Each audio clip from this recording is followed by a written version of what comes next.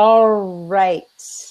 Hi, everybody. I'm Melodee Meyer, and I'm so excited to be here today with my special guest, Clarissa Silva. We are going to be talking everything relationships today, not only in your love life and in your friendships and networking, but also in your business and how they affect you and what you can do to improve them. So I just love this gal, Clarissa Silva. I don't know her very well at all yet, so I'm looking forward to getting to know her. But who doesn't love a gal with a handle of "you are just a dumbass"? So can you tell us? Can you tell us where that name comes from and what that's all about? Yeah, hi everyone, and thank you, Melodee, for having me on as a guest. This is the first time I'm being interviewed on Blab. I'm a little nervous. I'm going to try to be, not stumble on my words.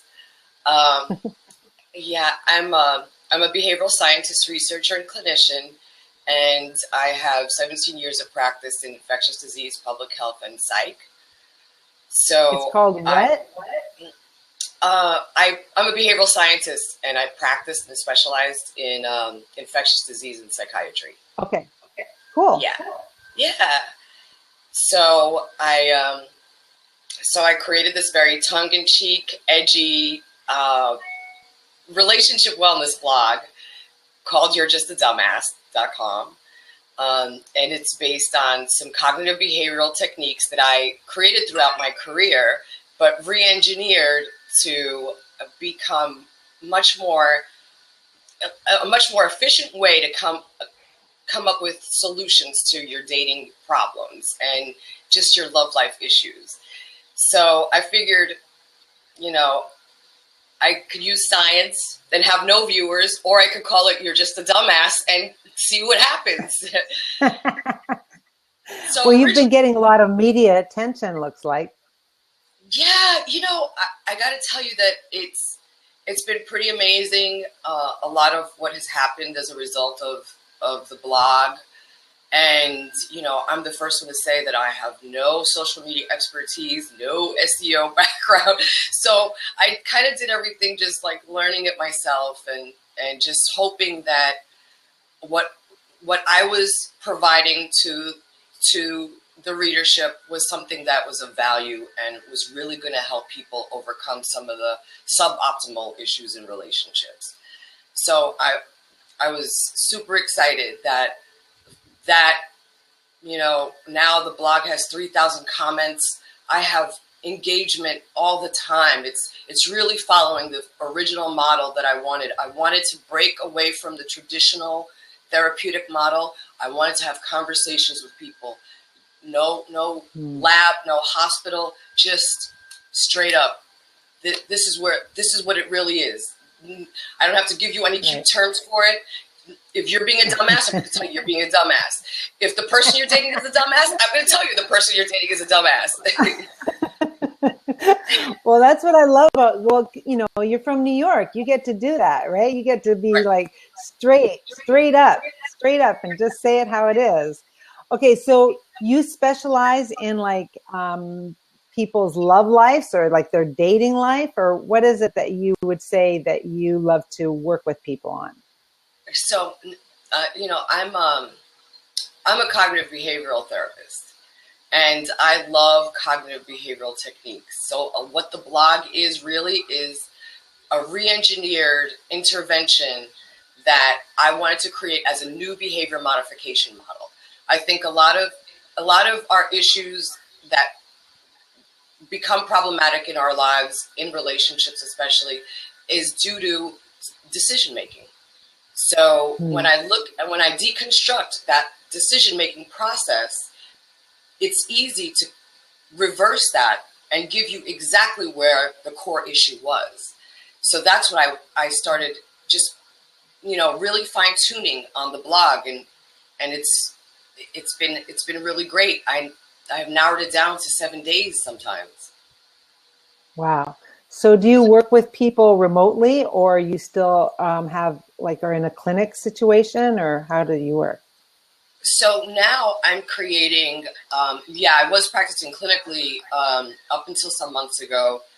And now I'm thinking of making making the brand a lot larger and consolidating some of the concepts that I'm creating. And I want to create a system, and that's much broader than what You're Just a Dumbass offers. I think You're Just a Dumbass was me getting away from my own fear and anxiety of, oh, are people going to judge me, or you know, me getting, Yeah. So now, Well, I mean, it's kind of intimidating when you say you're a behavioral scientist, and like those terms. No, it is like that's pretty intimidating. And so, but then when you balance it with, you're just a dumbass, like they do balance each other out pretty well, yeah. Clarissa. Yeah. So in my like hope of, I was like, okay, so for those that I offend with You're Just a Dumbass, maybe the behavioral sciences part will kick in and not offend. Yeah, well, like you're attracting the people you want to attract with a title like that, right? So you're attracting regular people who actually want to be told the truth about whether they're being a dumbass or whether they're dating a dumbass. Like they want it, that straight talk. So that's awesome. Yes. Thank you. So do you end up having to tell people that they're a dumbass a lot? Is that happen? Well, I try to do it in a nice way, in the nicest way that I can, but there's so many consistent things that are happening, not just because of the digital age, not just because of the lack of face-to-face interaction, but there's so many common things that are occurring, and that's what made me start thinking about, well, create a system that has just tools for people to use. I mean, well, can we talk a little bit about that? Like, what are the main things that you're seeing, really? So, I recently was on HuffPost Live where we talked about this new feature on Tinder, and yeah, I heard about that. That's crazy. And as much as people don't want to say that, this is changing society or this is driving how behavior is, we really have to look at, yes, it is. The app is a hookup culture phenomena, right? So, yeah. You know what I mean? And is that where is that what really you're trying to drive? I mean, I'm designing an online dating concept and I designed the algorithm. Am I trying to drive people to just have casual relationships in a very unstable economy, in a very unstable market overall? I mean, do we really want millennials to think, okay, your education options are truncated, your job options are truncated, and now your dating options are now truncated. All you know what I mean? Your value is just, okay, casual encounters. That's something that we have to have responsibility in looking at what's going on. And I think Tinder's what Tinder has created in society and created within the dating culture is something that now they have to address. So I think with this new feature, it's trying to make the site more monogamous. It's trying to empower women because they've disempowered women. And I'm not knocking Tinder's model. I think their business model is brilliant, right? I mean, they went from Grindr to Tinder, so they were successful at Grindr. You know what I mean? So all they did was apply that same model. Oh my God. Grindr. Get that? Well, yeah, I didn't actually know that. That's crazy. So, but don't you think that the whole social media, like all the platforms really are people wanting to connect with each other on different ways, and that the Tinder model is really just one of like people wanting to have, more perhaps intimate or love relationship, but that it's all about the same kind of thing, essentially, where people, even Blab, I mean, people want to connect with each other.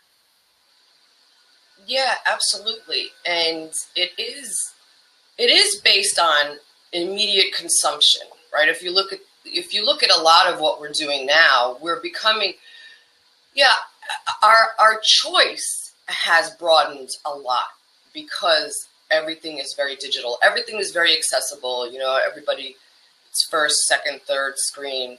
I joke around and say fourth screen is human being face to face, right?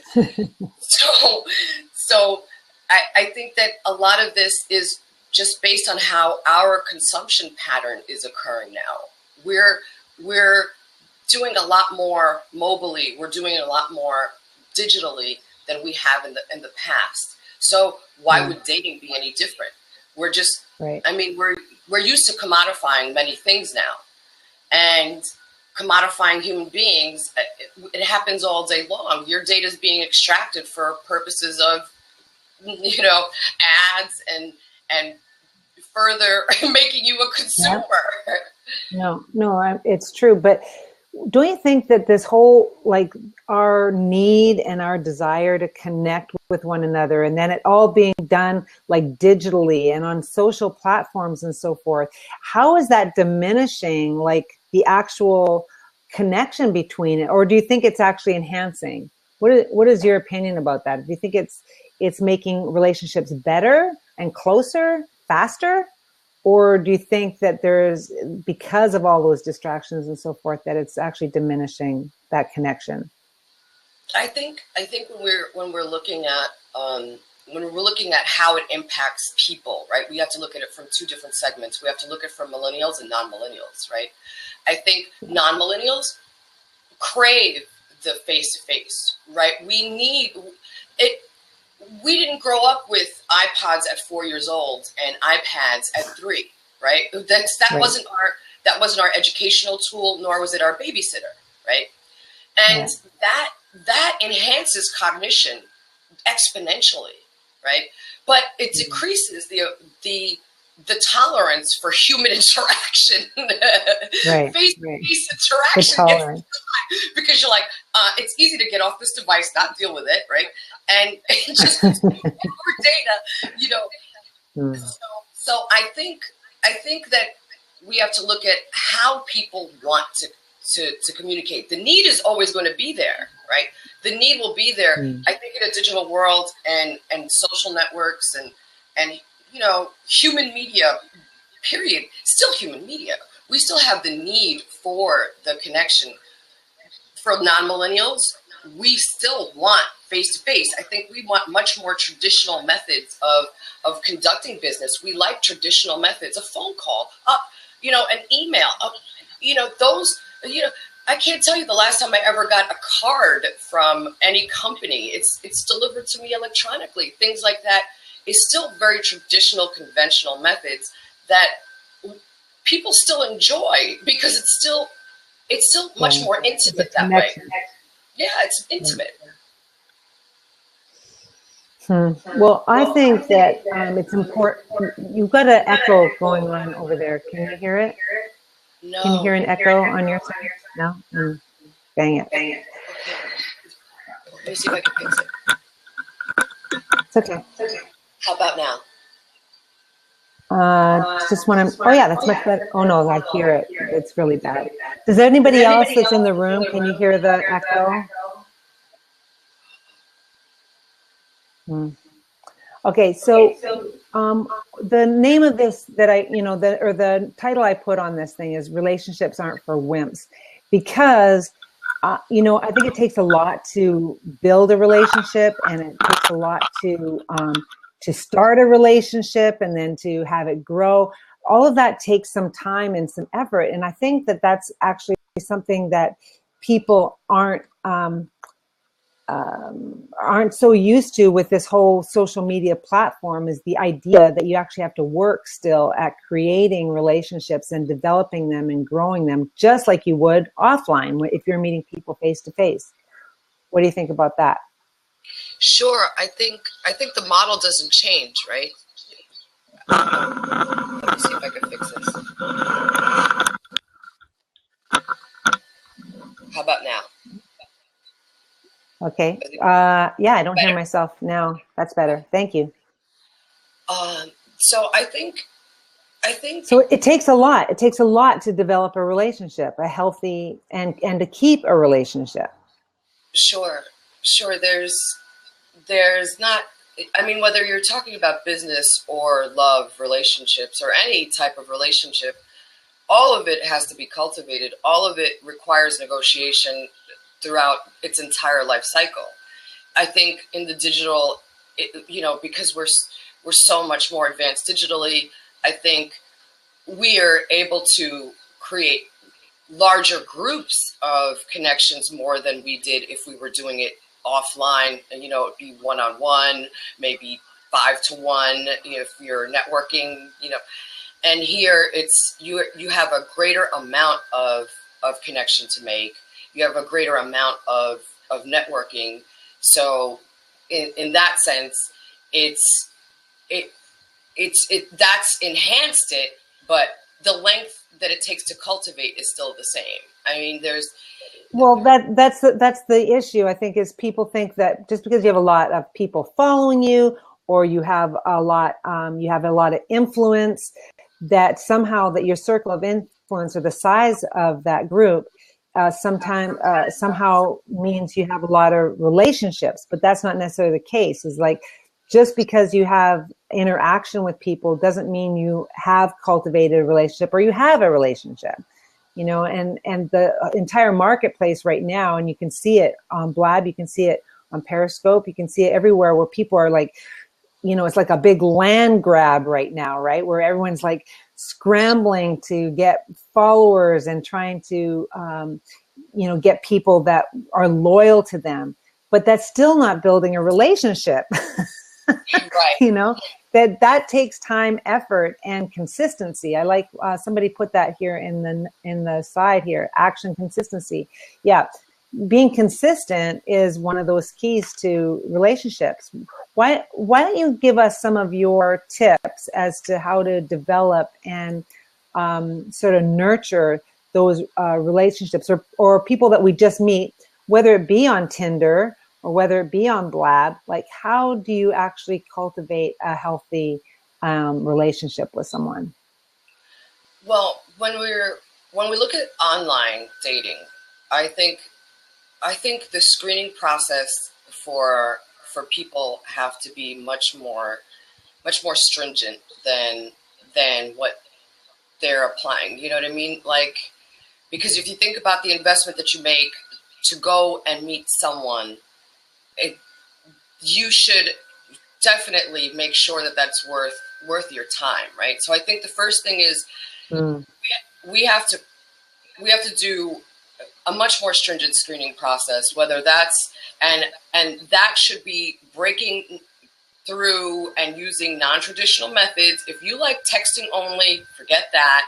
Email only, forget that. Get on a phone, get on a video.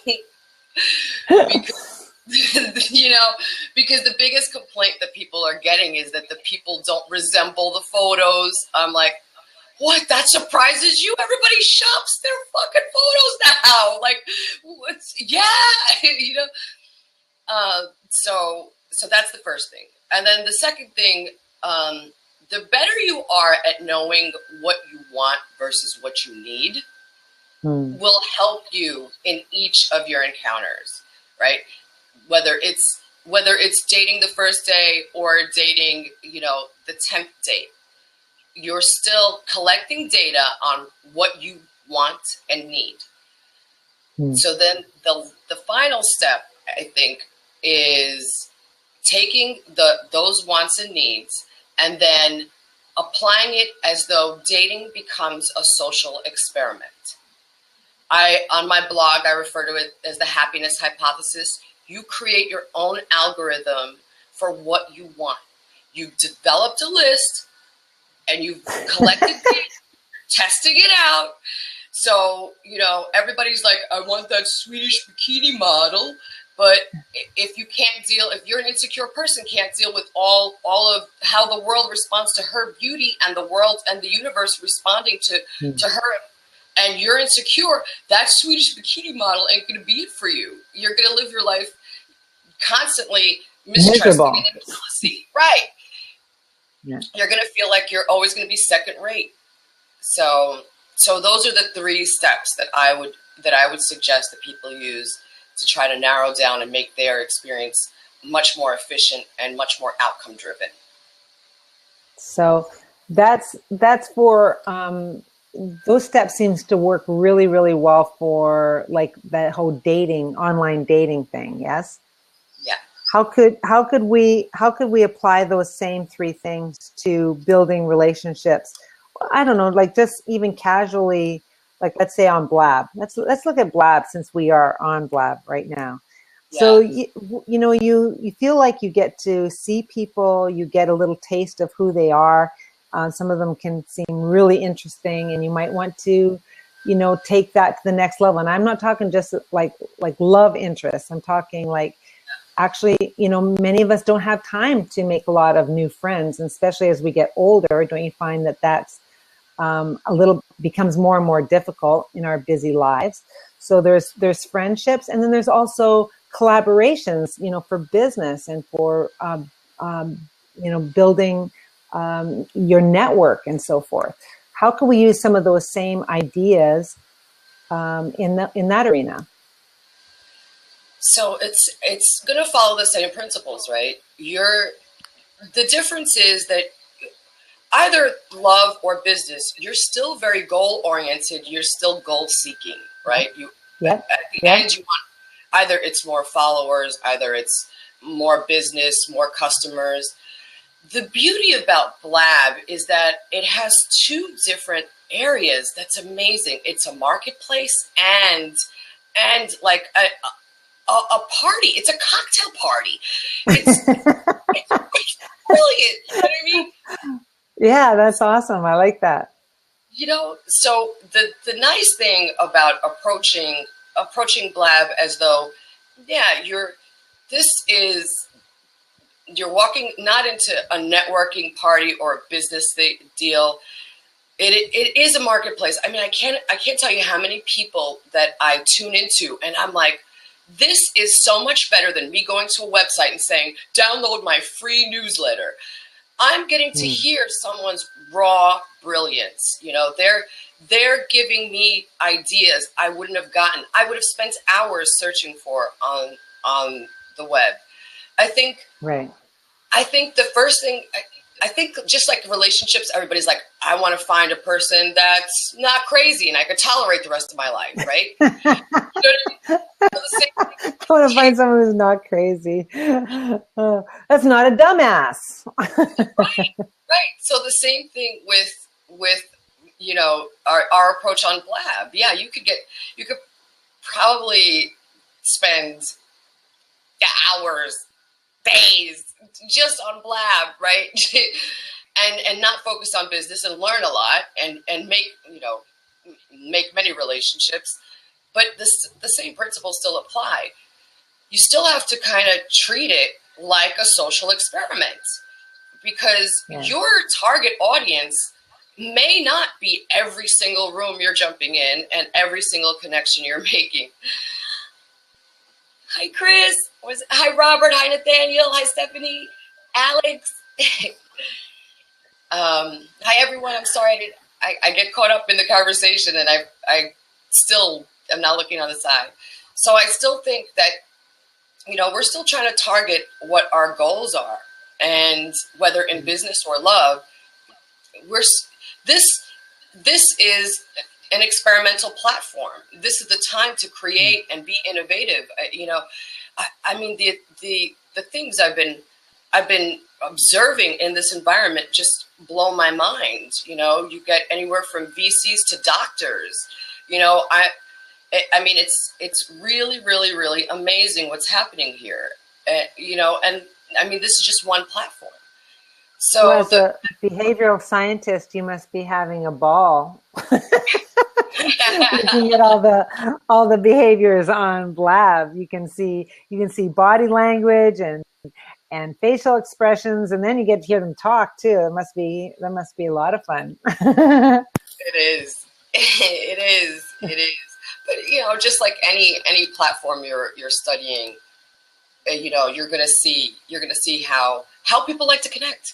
you know, and who are the people that like to connect, you know, because that's also very, very different than, you know, I mean, Twitter has a different method. Facebook has a different method. This has a very different method. It has a different audience, and you know, and that's what's more interesting to observe. Like, what type of audience is here? How, you know, this is just the beta phase, and you're addicted to it. You know what I mean? It's like, you know, I was addicted to Google Plus, and now I'm like, I'll leave Google Plus for a little bit. Yeah. Now, you mentioned something to me on Twitter when we were going back and forth that I wanted to ask you about. You being the expert on dating, and I saw your stuff that you did with Tinder on Huffington Post and everything, and now you're engaged? Yeah, I just got engaged. A few days ago. Congratulations. So tell us about that. Love expert finding love. That's nice. Yeah. It's you know, I when I started my blog, I was using Google Plus as a main distribution. Thank you, Chris. Main distribution channel for the blog, because I had no idea anything about social media, and I was trying everything. I really did. So I became addicted to Hangouts, and I saw that there was an opportunity with video and online dating. So I created the first prototype of my online dating concept and algorithm on Google Plus. Google Plus at the time. Oh, interesting. In Hangouts had the ability for me to create a game show. So I started using the Google Hangouts to screen dates, my online dates. I wouldn't go out. I wouldn't even bother to go out. I would send them straight to Hangout links. And from there, right. That's awesome. So from there, I did I forget how many weeks study. I had about 30 people that I used in Hangouts to screen.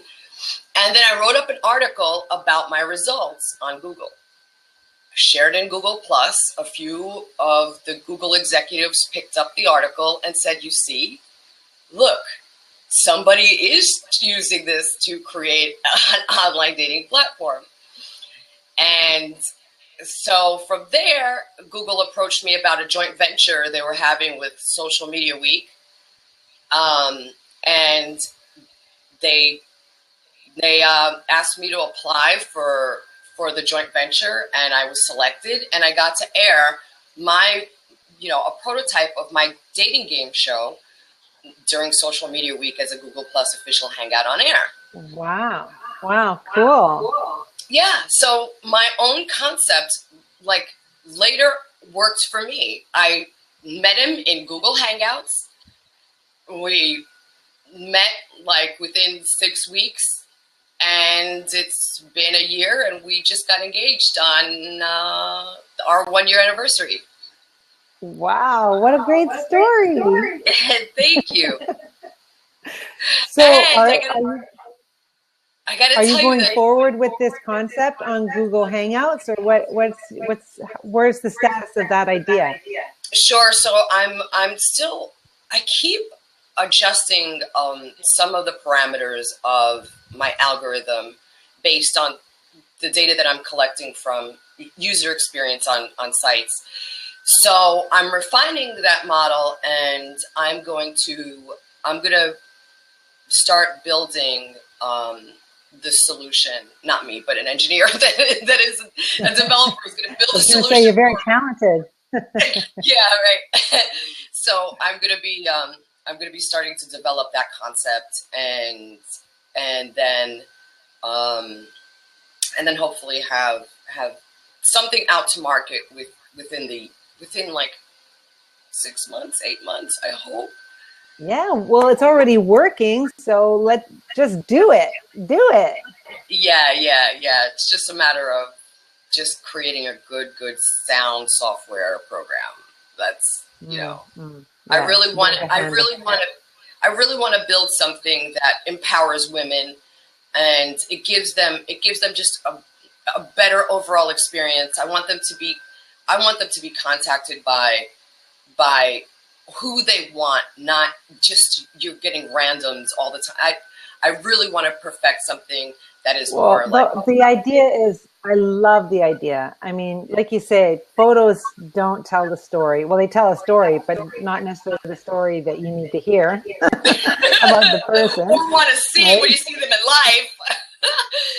Right. Well, that actually happened to me once. I went on this blind date, and he described what he looked like, and I'd seen a picture, and I go on this date and was like, I couldn't find him, and he found me, and I'm all like, who are you? Like, it was so awful. It was like a completely different person.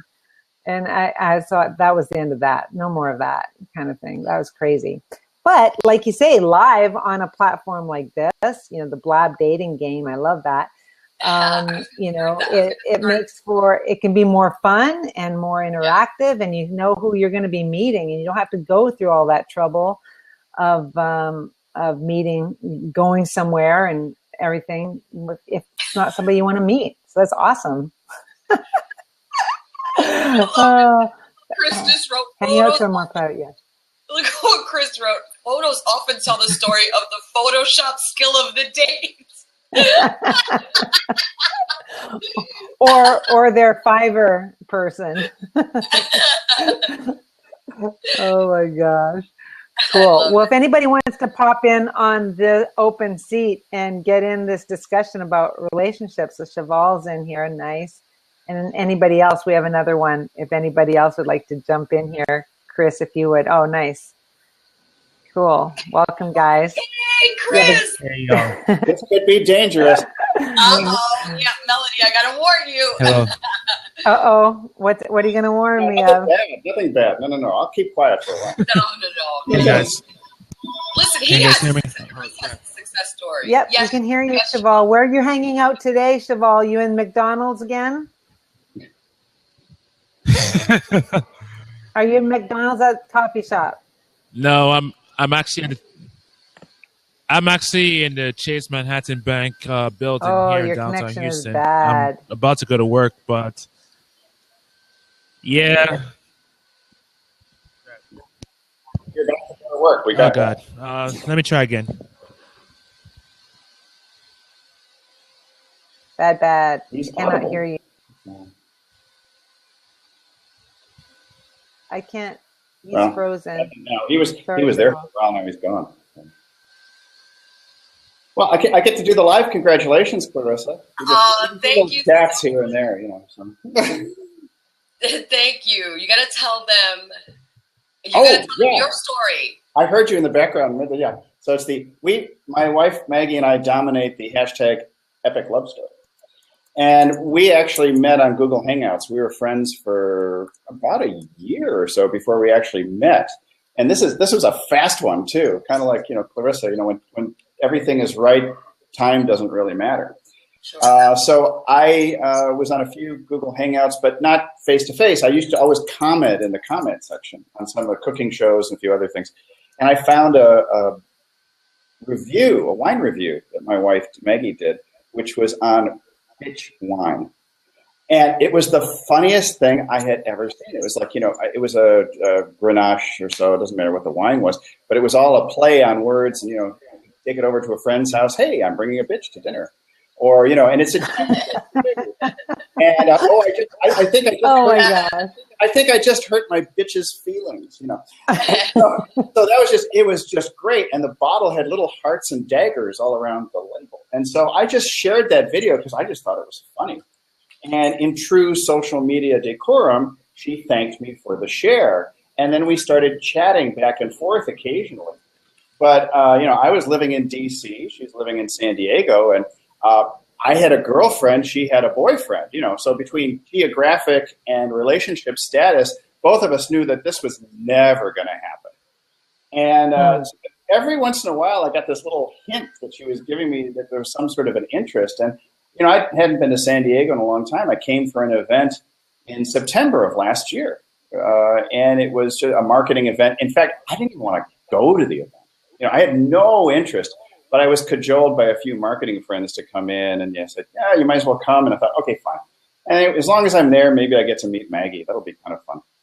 And so I came to the event, and I was staying for an extra day or so, thank goodness, because she went off to an event in LA with ShiftCon, which is all the organic and non-GMO and let's go conquer the world with granola type of program. And so I thought, well, that's not going to happen. I'm out of luck there. So she came back, and then we met on Monday night football at a sports restaurant called Clubs, which is down near Petco Park where the Padres play. And I was there with my friend David Stanley, who it's kind of bizarre, but David Stanley is Elvis Presley's youngest stepbrother. That's a whole other story. And David basically served as both witness and chaperone because, and we hadn't thought of anything of it, then we were good friends. We used to chat back and forth. If she had a fire at her apartment complex, she'd send me a little chat message. And mind you, this all came from Google Hangouts, from interactive video, and mostly comments, actually. Okay. So over chicken wings, suddenly it was like, as soon as she came in, it was like, boom, chemistry, electricity, fireworks, you name it. It caught both of us by complete surprise, even though we had this initial rapport, humor and intellectually and everything else like that. So, my gosh. Yeah, I came back. So this is all initiated through social media. Clarissa was privy to some of this stuff. And went back to from San Diego to DC, and I was like, because I've lived 27 years in DC, why would I possibly switch coasts? Because I'm basically an East Coast creature.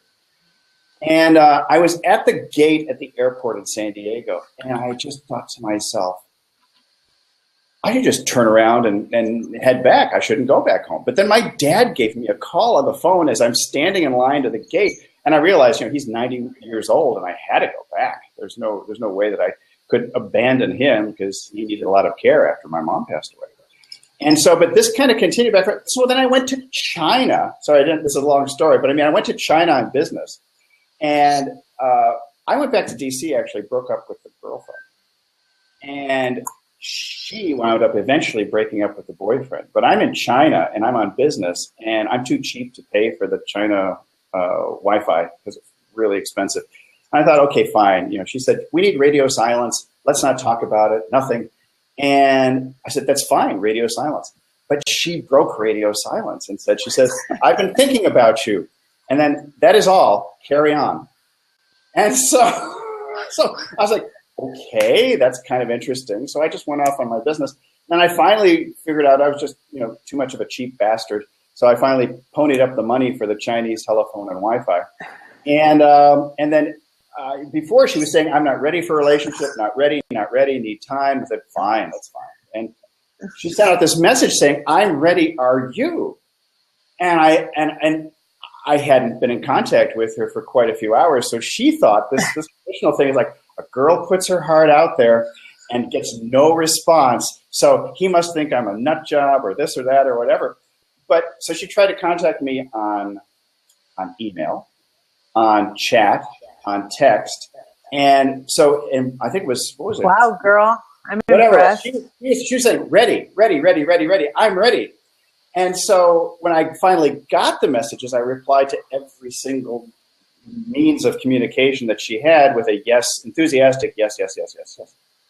So I wound up eventually coming back on the 27th of October last year for her birthday.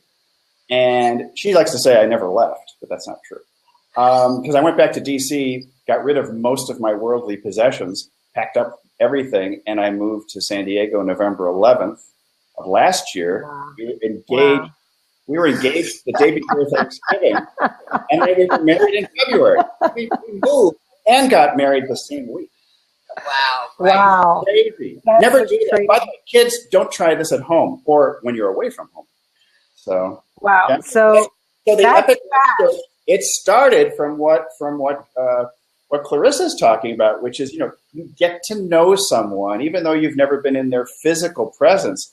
But watch out what happens when you do. have that rapport, and then you finally meet face to face. Wow, that's a great story. So what was the timing from when you got together and when you first met each other face to face?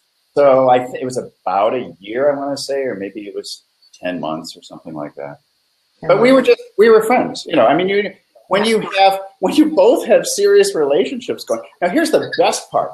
We were such good friends. Oh no, we were such good friends that she would do screen shares with me of her eHarmony profile, and I helped her find a really nice guy. Oh my God! Okay, right. It was like, are you this? Am I this? Am I this? It's like, no, not number one, number two. You're definitely number 4. You should put that. Oh my God! So she found a nice guy, and I had no trouble with that because I was in a long-term relationship.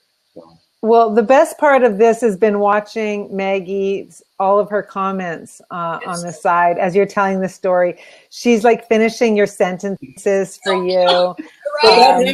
Whenever there's a little lull, she throws in a little tidbit from her point of view. That's hilarious. She's full of tidbits. Wow. Chicken or the egg? Here we go.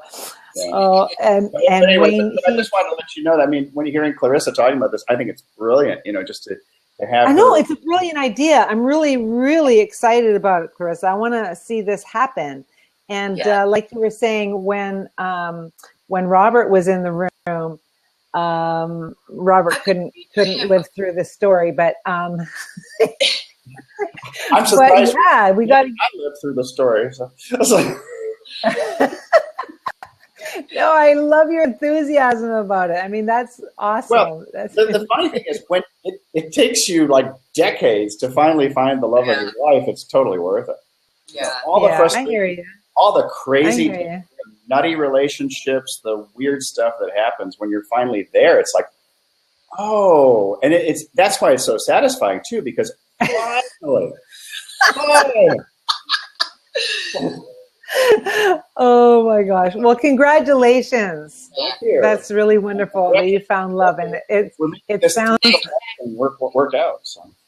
Yes, and congratulations to Clarissa, who met her man on Google Hangouts too. Yes. Yeah. So don't disrespect the Google. No disrespect to the Google, but and I think that we do have the opportunity to do private Google Hangouts, which I don't see any privacy thing in Blab, really. It's broadcasting. You don't have the screen shares and other things, so very nice. Take that up to the camera a little closer. Wow. That's crazy. That's nice. Too bad, Meg. Show us the bling. You know what? Okay, so I got to tell you something, Clarissa. I was really glad to hear, actually, that you were engaged, because here's the thing. When somebody is an expert in something or has advice to give about certain things, and certainly you give advice about relationships and so forth, but they don't have a relationship or they're not in a relationship, it's like going to a trainer that's totally out of shape or something. It's like, hello, yeah, exactly. The weight loss doctor. That's my exactly. He says you need to lose 20 pounds, and he's 60 pounds overweight. It's usually most female doctors are exactly. Or here's the best one. How many life coaches do you know? Like really ad nauseum, right? Yeah. So no, seriously. If I meet one more life coach, I'm gonna like. Argh. So, but then I always want to ask them about their life. And I'm telling you, none of these life coaches that I'm meeting like have a life that I would want to lead, It's like, So what is it you're telling people or helping them with? Why don't you just do that yourself? Now, I'm not saying that every life coach is like that. That's just a general. I want to be an afterlife coach. Robert's going to be a life coach. Awesome. Well, tell me a little bit about your life, Robert. That's off of Blab. Chris, we're joking around in the Blab about my Blab dating game, and that is exactly what I'm going to do. Oh, yeah. No, that's what you should do. I'm telling you, it's an awesome idea. Totally worth it. And I already got my first featured guest, Robert Stern. Woohoo! Yeah. No! Oh, come on, Robert. Let's start it right now. Let's start. Let the games begin. I just want to point something out. Everybody on Periscope, pretty much everybody up on Blab, already knows I'm single. Yeah, but you know what? You think that you think, oh yeah. And there's about 1,000 women on Blab right now going, oh, I'm gonna find him someone. No.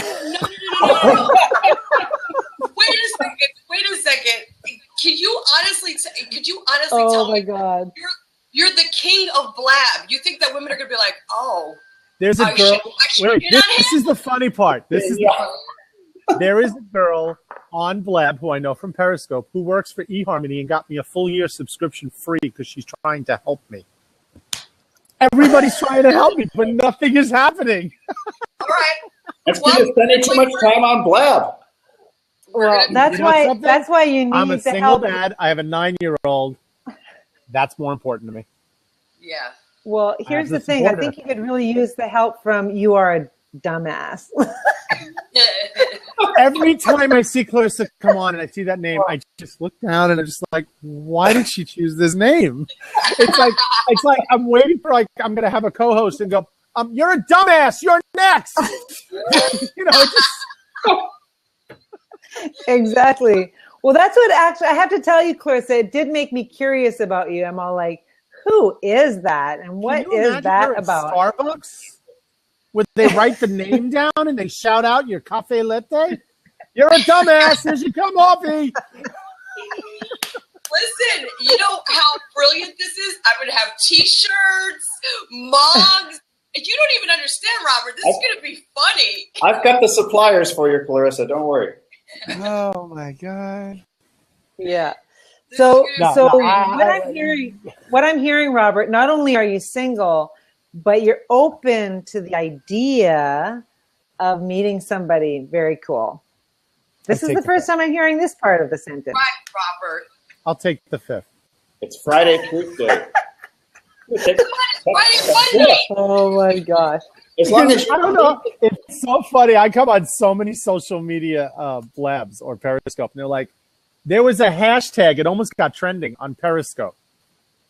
Find Robert Love. Hashtag find Robert Love. There were so many people. They started going. They asked people who would want to go on a Robert date, and they did a pass the scope to find a date for me. my wife wants to know what kind of girl you're interested in.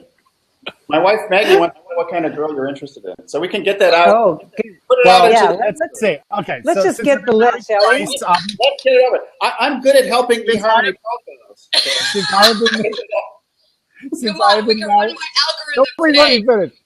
Since I've been married twice, obviously the first 2 personalities didn't count. Though one of them, I think, had split personalities. Had several personalities. Multi. Listen, I'm not. I want somebody who likes me. You guys have all been in my blabs. Set the bar high. Personally, I don't really set it that high. Okay, so listen. But you know what my biggest problem is? All right, you're a dumbass. You want to hear? No, because I'm not calling you Clarissa anymore. You gotta call me Clarissa. No, you know what the biggest problem I've always had? I am divorced. I am divorced twice. That's not a problem. Right. I have a 9-year-old. So? That's a problem? That's not your problem. Yeah, you want to make a bet? There must be another problem. I'm 50 next year. Most people that are close to my age, no, hear me out, because they've said it to my face. They've all said it to me. They have kids in ending high school and college. Don't want to be with a young kid that they got to be tied down, not travel as much and do stuff with. So it's either got to be somebody my age that's okay with it, which is not as many, or somebody younger that's okay for somebody that's older. Yeah. Do 10 years lower. 15, whatever it takes. What are you getting me? A 21-year-old? I'm gonna have a little trophy No, walk around? because No. that's being a pedophile. We're not going there. Yeah. I said 21. It's legal. It's illegal. Many things are illegal. It doesn't mean it's good for you. I didn't say Just go 18 for a younger or woman. 16. Robert. No, I've been told that Okay. many times. I've been told that many times. The 44, 45, 46, 47, 50, they have kids in college and they don't want to have that 8, 9-year-old experience again. They've been there, done that. Now it's time for the me attitude, travel, enjoy, do stuff. And I'm not blaming them. I understand that. Trust me. As soon as she's hit 18, I'm out of New Jersey. How often do you have your child? Your son, is it? Is it a boy? No, my daughter. I'm primary. Daughter. Okay, you're primary, huh? I'm the primary. That's nice. That's sexy, Robert. Which I'm saying it's a plus, but then it's. I mean, and the funny part, Clarissa, you'll laugh at this. I was talking to a woman the other day, and kind of just chatting with her, and I met her through. I met her through a friend. Yeah. Okay. Thank you, Maggle. That's not going to happen, so don't worry. Maggle. So I'm talking to her the other day, and we were talking about the kids and stuff like that. And how did she phrase it to me? Something about that. I got to use the exact words because I was like, really? She didn't mind I had the kid, but she said, but you're the primary. So how do you get out on a date? Now, she had a 12-year-old or 13-year-old. And I said, well, let me ask you a question. How do you get on a date? Because you know me. And she goes, well, I can leave him alone. She's 13. I said, were you dating 10 years ago? She goes, yeah. I go, how'd you go on a date? She goes, well, I got a babysitter. I said, am I not allowed to do the same thing? But it's like, because I'm the primary, they automatically assume, well, how do you get out on a date? That doesn't make any sense. Where do you live, Robert? Robert? Everybody else does. Yeah, we have to make you geographically desirable. Where do you live? Yeah, where? Where does who New live? Jersey. Where do you live? Me? I'm 20 miles outside New York City in New Jersey. Right. Look at where he is. Okay. So many single women. Oh my gosh. Yeah, So many wait a single minute. women I want nothing to do with on a personal level. Well, that could be. There's a lot of attitude in the Northeast. Remember that. Yeah, well, it's true. I mean, I brought my attitude with me to the He's West from Coast. New York too. But you have the opportunity in something like an eHarmony. You can screen for what you're looking for. People aren't going to hunt you down if they don't want someone with a 9-year-old. Yeah, Robert, you got this year subscription to eHarmony. Have you used it yet? Have you signed up? Oh, I'm on it already. Okay. I've checked it out. Let's see. I'm on it 5 days. Oh, you've been on it for 5 days? Oh, well, you haven't had enough time. I've been on it 5 days. I've gotten 37 matches because they mail you stuff. Yep. And that's it so far. Okay. So Yes, listen. I'm not worried. No, Robert, you shouldn't be worried because I think you're I got to be happy with me, right? right. I think you're giving us bullshit excuses because 40, 45 plus women, they're not trying to have kids. They're not trying to live out this like what they didn't do in their 20s. There are plenty of 45 plus that are looking for a quality man, right? And they understand. Listen, Grant is 51. Who? Grant, my fiance, is 51. When you say Grant, the first thing that comes to me, I think Cardone. I'm like, what do we care about him? No. I thought you were writing for a nonprofit. That was the Grant. I thought I was sitting there going, she's engaged to Grant Cardone. Man, she hit the jackpot. No. He's only worth $350 million. No. And his wife is lovely. From what it also, seems, yeah. She's also Latina. Hello. So listen, it's all just bullshit excuses, Robert, because people are looking for quality. They're not looking for, okay, do I adjust, my desire to go to Bora Bora? Bora, we adore you. Or do I think about a lifetime of happiness with a person? Yes and no. You're hearing Depends on it. the person. That's all I'm saying. And you're not coming off on here like, okay, you're coming off here very business. I don't know what Periscope, I don't know Periscope at all, but I'm sure your persona is the same on Periscope. You think I'm You're not straight coming off business on you? the what? You think I'm straight business on you? Well, You haven't been in enough of my blabs.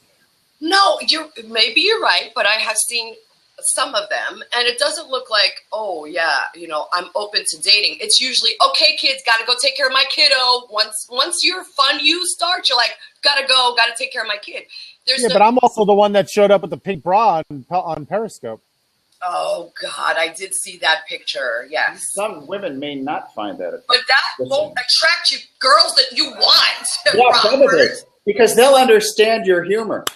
They're gonna be like, what?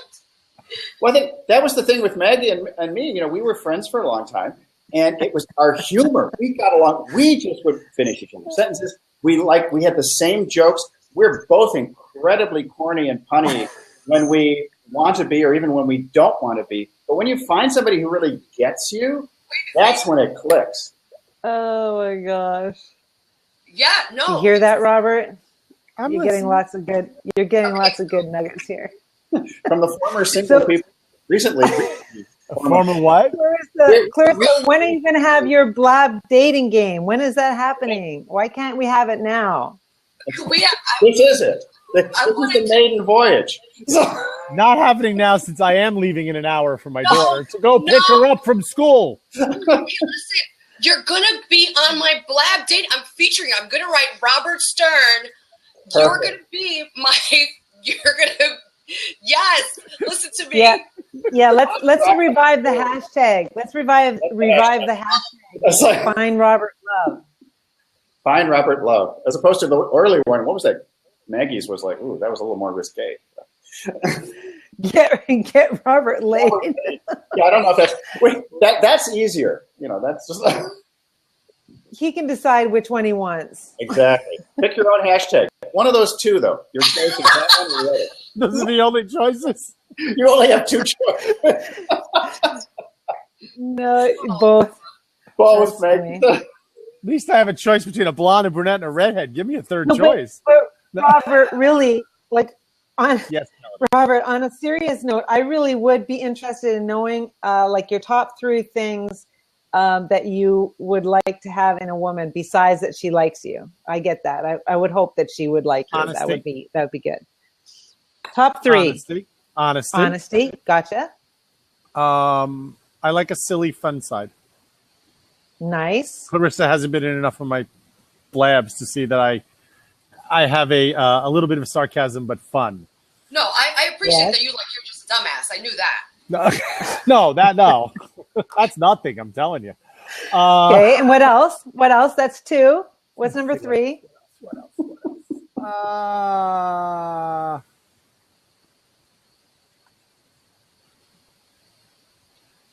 I'm thinking. Hold on. Wow. Okay, so this is hot. This is very telling.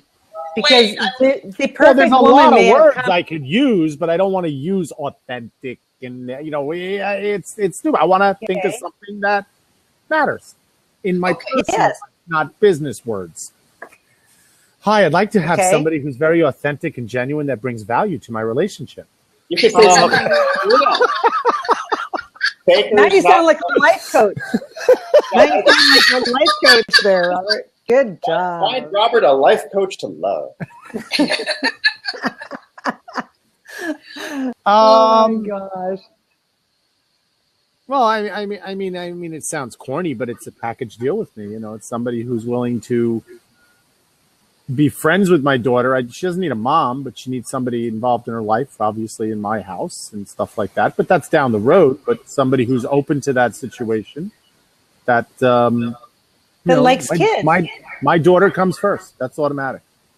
My daughter comes first. I get this. So I dated somebody 3-4 years ago, and she wanted me to put her over my daughter. I said, "There's the door." Right. That's never going to happen. Okay, so we got it here. We got the list. Is this going into a computer right thing? now. You know, like it's going. No. Just going up on here. Find Robert Love. Computer. She needs to be honest. She needs to be a little silly and have fun, and she has to like kids. Because there are people who don't. Well, you said like only kids. 3. I mean, They if you don't told like me hanging out top with 10, them. 15, we'd get more, detail. But you only said 3. 3. No, just the top 3. And you know what? Clarissa, Dumbass is already taken. So it's like, what's left in the world? Stop it. Well, you know what, Robert? The game show idea, I'm going to have to talk to you all about it because it is an algorithm drives that game show. And we're going to have to do it in 2 different parts. And we're going to get to some key areas because there's key variables that I use to create a fun format. It's the scientist in you. It is. But listen. You know what you remind me of? There was a TV show called Numbers. Who's that? It was a guy who was in the FBI, and his brother was a mental genius with numbers, and he used to bring them in to figure out all the cases the scientific way, with like the glass shattered a certain way, and because of the way it shattered, it was a right-handed person who had a shoe size of 10. All this stuff was able to with the formulas. I said, you remind me of that person. Check out the show. It's like probably on the thing. It's called Numbers. Okay. I take that as a compliment. No, it is a compliment. You're a very intelligent, beautiful woman. Oh, thank you. Thank you. Yay. No, I love the whole scientific approach you bring to it. I think that's awesome. So can you tell us kind of what the flow is of the game? Yeah, so can I know what I'm walking into? Yeah. So this is how I did it in Google Plus. I created the modernized version of the dating game. Do you remember the dating game with Chuck Willery? Yes, of course. 2 and 2. We'll be back in 2 and 2. Right. So it's the one featured guest, and then there's 2 to 3 people that are interviewing interviewed by the featured and you can't see them. But that show was they went out on dates. It was somebody went out on 2 or 3 dates, and they showed, and then they came back. Which would you like to go out again? Oh, that's Petty Sanger and the Millionaire thing. No, it was Chuck Woolery with the connection game. That's a bastardized Love Connection. Be back in 2 and 2. Oh. You're thinking the dating game where you have 3 contestants and one person, and the wall is in between, and they ask the question. Yeah, you can't see them. That's the dating game. That's right. That was from the 70s. Yes. Roy says Jim Lang. Jim Lang. That's right. That was the dating. Chuck Woolery was a different one. That was Love Connection. Love Connection. Okay, so the dating game, how the featured guest is asked a series of questions. They design the questions that they're going to ask, and then they select. So that's what we're going to do, Robert. We're going to get rotating tills, and we're going to ask people questions that are your key areas that you want. None of this, I want someone with a sense of humor who likes kids nonsense. We're going to get to emotional readiness. We're going to get into lifestyle factors. We're going to create a script for you. We're going to play that game. Okay, so Clarissa, in the dating game, you didn't see the people. Yeah, I was going to just say there was a wall up. So so we can't. All right, we can't do that here. So that's why it's going to be rotating. Listen, I haven't really thought out how the concept's going to flow on this. You know what she's going to have me do? She's going to come on. I'm going to have to come on. I'm going to have to put a blindfold on, and they'll bring 2 people in, and. Well, how am I going to hide Robert C. Stern's name on there? No, I said I'm going to have the blindfold on, and I can't see the other people. No, Robert. So Roy Montero, what he does with his whole audio branding only, and audio only for just Roy a period sees of time. you can't see Roy. Exactly, but he's Roy the voice. Sees you. The voice. That's right. And so what if you had something like that, Clarissa, where they're just voices to begin with, and then there's the big reveal. Clarissa, I can call in and put me on speakerphone, and you can have 3 people there.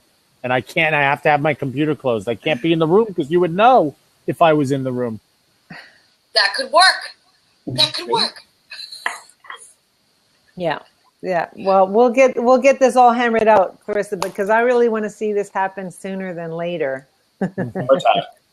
Yes, ma'am. Oh my gosh. What time is it? Oh my gosh, you guys. I have to go. We've been having too much fun. I didn't even watch the time. I hate going over an hour. That's no good. Yeah. But we were having way too much fun. I can actually never too much fun. Can shrink this down to an hour by cutting off a bunch of stuff at the beginning, probably. Okay. So thank you guys so much for being here. Thank you so much, Clarissa. You are just a dumbass, but you're not. But I can't help it. It's so much fun to say. I love it. Chris, really nice to meet you. Robert, always so much fun having you on the show and playing with you on Blab. Thank you guys, everyone. I hope you learned a little something and had a good laugh. I know I did. Thank you. Fabulous. Bye. Bye. Bye. Bye.